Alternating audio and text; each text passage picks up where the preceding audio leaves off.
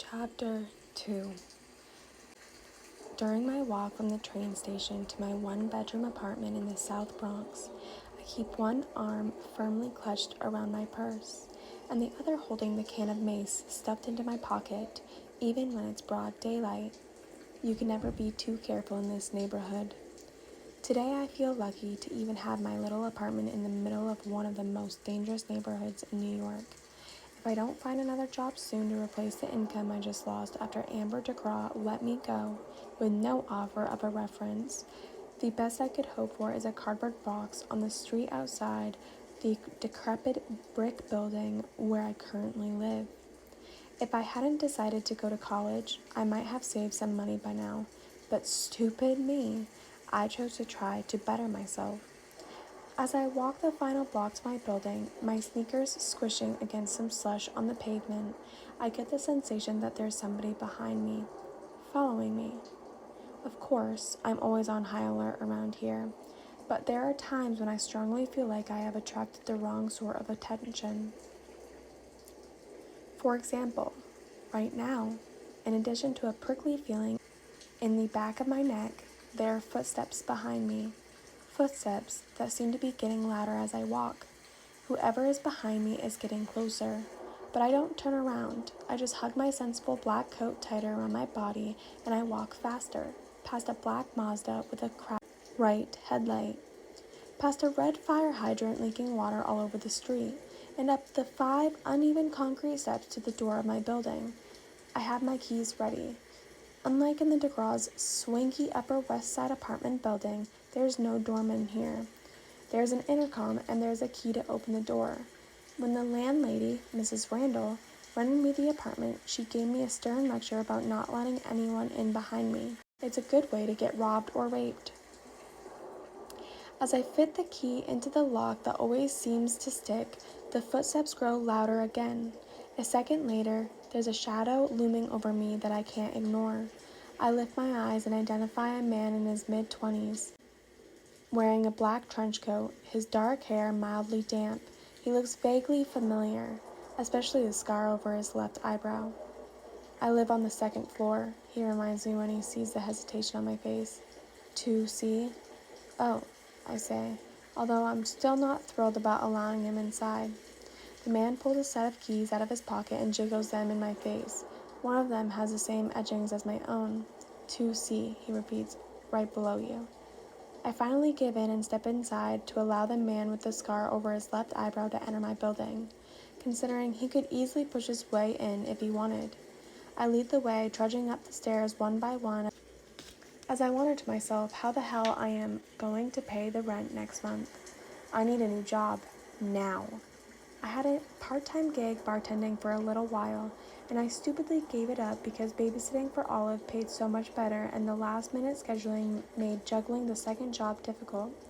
And it's not like it's easy for somebody like me to find another job, not with my history. Nice weather we're having, the man with the scar above his left eyebrow comments, following a step behind me on the stairs. Uh-huh, I say. The last thing I want is to talk about the weather right now. I heard it's going to snow again next week, he adds. Oh. Yes, 8 inches are forecasted. One last hurrah before the spring. I can't even attempt to feign interest anymore. When we get to the 2nd floor, the man smiles at me. Have a good day then, he says. You too, I mumble. As he walks down the hall to his own apartment, I can't help but think about what he said to me when I let him in. 2C, right below you. How did he know I live in 3C? I grimace and walk a little faster up the stairs to my own apartment. I've got the keys ready once again, and the second I'm inside, I slam the door shut behind me, turn the lock, and then throw the deadbolt. I'm probably making too much of his comment, but you can never be too careful, especially when you live in the South Bronx. My stomach is growling, but even more than food, I'm craving a hot shower. I make sure the blinds are drawn before I strip down and jump into the shower. I know from experience that there's a tiny range between the water shooting out boiling hot or ice cold. In the time I've lived here, I've become an expert at adjusting the temperature, but it can drop or rise 20 degrees in a split second, so I don't linger too long. I just need to wash some of the grime off my body. After a day of walking around in the city, my body is always covered in a layer of black dust. I hate to think about what my lungs look like.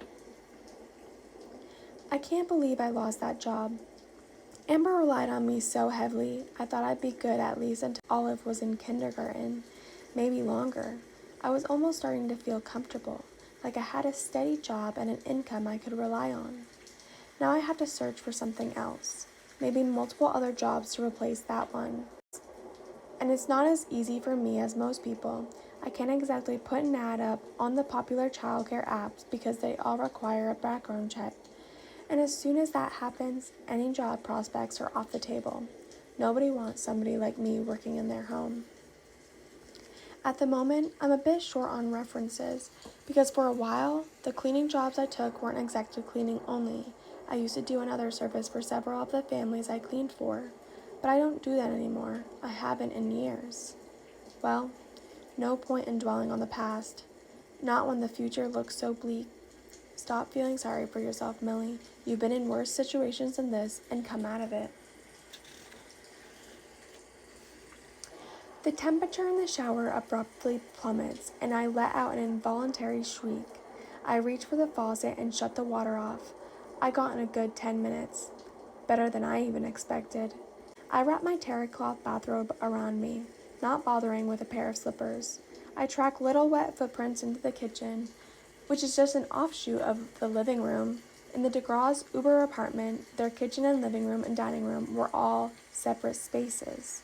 But in this apartment, they have all merged into one single multi-purpose room, which is ironically much smaller than any of the rooms at the DeGraw's. Even the bathroom there is bigger than my entire living space. I put a pot of water on the stove to boil. I don't know what I'm going to make for dinner, but it's probably going to involve some sort of noodle being boiled in water, be it of the ramen or spaghetti or spiral noodle variety. I am examining my options when I hear pounding at the door. I hesitate, tightening the belt of my robe around my waist. I pull a box of spaghetti out of the cabinet. "Millie!" The voice sounds muffled behind the door. "Let me in, Millie!" I wince. Oh no.